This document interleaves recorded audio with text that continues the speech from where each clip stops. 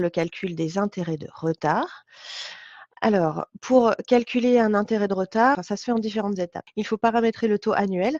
Ensuite, on va lancer le calcul et je vais vous montrer la possibilité d'annuler les intérêts de retard ou de ne pas les appliquer sur certains clients. Allons-y. Donc, pour paramétrer votre taux annuel d'intérêt de retard, vous allez vous rendre dans les paramètres de Vetocom. Donc, vous cliquez sur le bouton avec les petits trous crantés. Ensuite, vous cliquez sur Société. Puis après, vous arrivez sur cette fenêtre. Par défaut, vous serez sur l'onglet Identité. Donc, il faudra cliquer à côté sur l'onglet Paramètres. Et c'est ici, dans ce champ, que vous allez pouvoir modifier votre taux annuel d'intérêt de retard. Et si besoin, le forfait de frais de recouvrement, vous pouvez le modifier dans la case juste en dessous. Une fois que vous avez saisi votre taux, vous validez en dessous avec la coche verte. Et donc là maintenant, nous allons voir le calcul d'intérêt de retard. Donc cette fois, vous allez vous rendre dans le module financier, vous cliquez sur le bouton avec le logo euro. Ensuite, menu des éditions, puis le premier titre, calcul d'intérêt de retard. Une fois que vous avez cliqué sur ce bouton, vous arrivez sur cette fenêtre qui va vous permettre de calculer donc les intérêts de retard. Alors, sachez qu'ici, vous pouvez également modifier votre taux annuel d'intérêt ou les forfaits de frais de recouvrement en cliquant sur le bouton Modifier. Si vous cliquez sur le bouton Modifier, ça va vous ramener sur cette même fenêtre que je vous ai présentée tout à l'heure. Ensuite, quand vous faites un calcul d'intérêt de retard, ça va se calculer sur tous vos clients. Donc tous ceux qui ont des factures impayées depuis tant de temps. Si vous voulez relancer un seul client, vous avez la possibilité en cliquant sur ce bouton. Et si vous voulez ne pas relancer vos clients en prélèvement, il vous suffit de cocher non ici.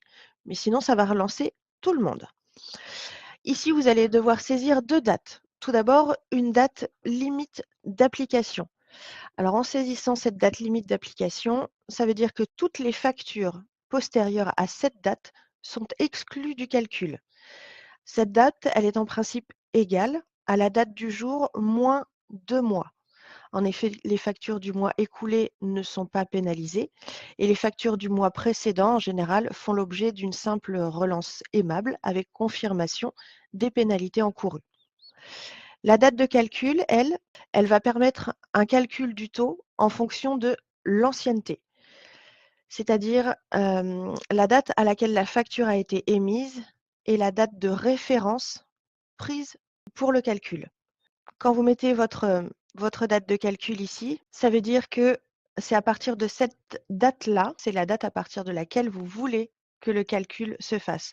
Donc, l'IR est calculé entre la date du dernier calcul, s'il y a déjà eu un calcul d'intérêt de retard, donc entre la date du dernier et la date qu'on saisit ici. Donc là, j'avais mis le 31-10. L'intérêt de retard sera calculé entre ces deux dates-là. Et là, une petite précision, la date du dernier calcul, c'est la date de la facture lors du premier calcul d'hier. J'espère que c'est bien clair pour vous. On y reviendra à la fin. Une fois que vous avez saisi donc vos deux dates, la date limite d'application et la date de calcul, vous cliquez ensuite sur Valider. Il vous demande si vous voulez confirmer ces conditions. Oui. Et votre calcul d'intérêt a été fait. Ensuite, si vous voulez annuler les intérêts de retard, c'est possible, mais uniquement par client. On ne peut pas annuler les intérêts de retard pour toute une liste de clients. Vous pouvez le faire uniquement par client. Et ça se fait donc sur cette fenêtre, sur la fenêtre de règlement. Vous voyez ici, c'est écrit en petit, mais bon, c'est règlement d'un client.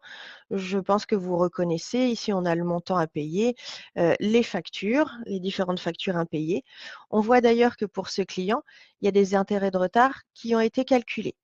Et donc, si vous souhaitez les annuler, il suffit de cocher cette case ici, annuler les intérêts de retard.